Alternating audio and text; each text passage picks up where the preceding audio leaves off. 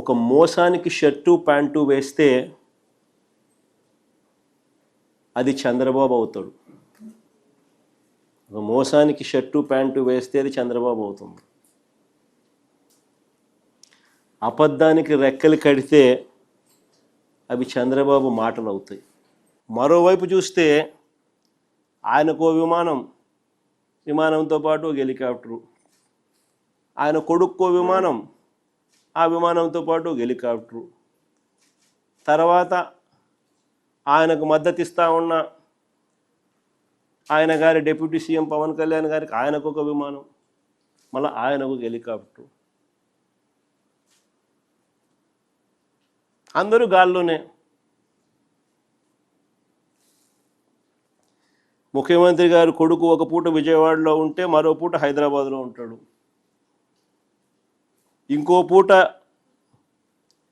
ఈ కొడుకు cricket match కోసం పక్క దేశం వెళ్ళి కొలంబోలో మ్యాచ్ చూస్తాడు రాత్రికి. మరుసటి రోజు ఉదయం మళ్ళీ విజయవాడలో ఉంటాడు. మళ్ళీ ఆ సాయంత్రం విజయవాడ నుంచి ఢిల్లీకి పోతాడు. అంతే, ప్రైవేట్ విమానాలే. దేశంలో బాధ్యతాయుతమైన పదవుల్లో ఉన్న వాళ్ళు ఇలా జల్సాలు చేసిన సంబరాలు ఎక్కడైనా ఉన్నాయా? కొలంబోలో మ్యాచ్ ఆడుతా అంటే ఈయనకేం స్వామి, నాకు అర్థం కాదన్నా. ప్రైవేట్ ఫ్లైట్లో కొలంబోకు పోయి మ్యాచ్ చూస్తాడు. ఈ టీవీ చూస్తే కనపడదా మ్యాచ్?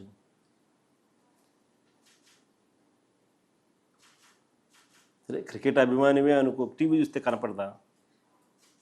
నేను కూడా నిన్న టీవీలోనే చూసిన మ్యాచ్. జగన్మోహన్ రెడ్డి గారు హెలికాప్టర్లో తిరిగేవారండి. ఆయన పైన హెలికాప్టర్లో తిరుగుతుంటే కింద చెట్లు నరికిన రోజులున్నాయి. ఆయన హెలికాప్టర్లో తిరుగుతుంటే కింద ట్రాఫిక్ ఆపేసిన రోజులు కూడా ప్రజలు చూశారు. అందుకే వాస్తవాలు ఏం తెలీదు.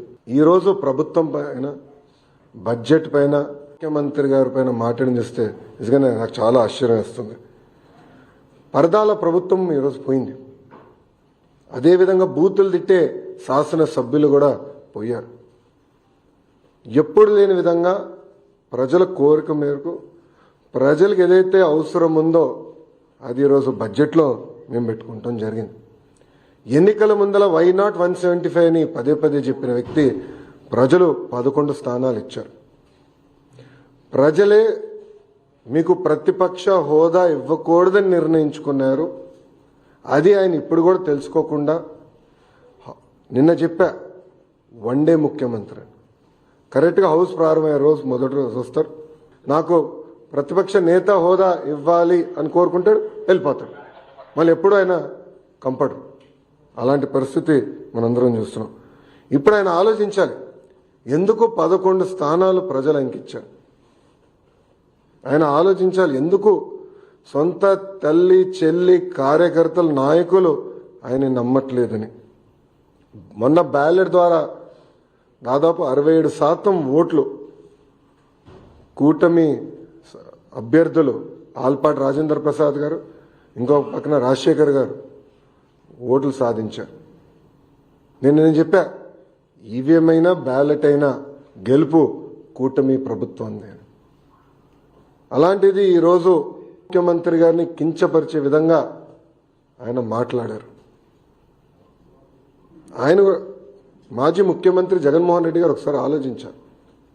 మొన్న ఎన్నికల్లో ఆయనకు వచ్చిన మెజారిటీ ఎంత, గౌరవ ఉప ముఖ్యమంత్రి గారికి వచ్చిన మెజారిటీ ఎంత, మొన్న జరిగిన ఎన్నికల్లో వైకాపాకి ఎన్ని సీట్లు వచ్చినాయి, జనసేన పార్టీకి ఎన్ని సీట్లు వచ్చినాయో ఆయన ఒకసారి ఆలోచించాలి.